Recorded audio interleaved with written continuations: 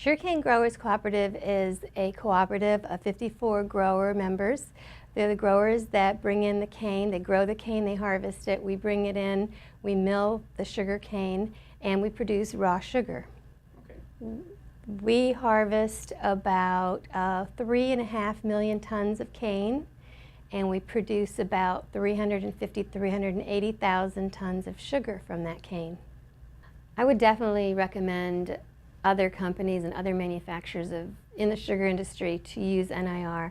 The FOSS instrument has been head and shoulders above any other instruments, NIR instruments that we have tested as far as performance and accuracy, and we're very happy with those. We're using the DS2500. We're using it both in the juice lab and the process control lab. In the juice lab, we obviously take the bricks in the pole of the sugar juice that's coming in for grower payment. In the process control lab, we have an instrument that runs 24 hours a day, 7 days a week for the length of our season. It does all our process streams. It analyzes both solids and liquids and all the in-between, like syrups and molasses.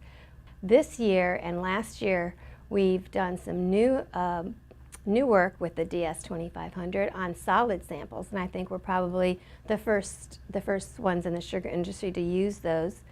That's for sugar pole and sugar color and sugar ash and sugar moisture on the raw sugar. We also use it for our mud pole analysis, which determines how much sugar is left over in the muds, and of course in losses in our bagasse. The bagasse is burned in our boilers, so we've been green ever since this process has been around for over 200 years. But it's very important for the process control to know what the moisture and what the pole is the amount of sucrose that's left in the bagasse after it's been extracted through the mills. And it's very important for the engineers and superintendents to know what that sugar content is in the bagasse, along with what the moisture is in that bagasse before it gets burned in the boilers. The superintendents and the process team can get the results in real time immediately. So they have their pole of their bagasse and their moisture of their bagasse as soon as we get the sample, just a few seconds later. And they are very happy to have that control now.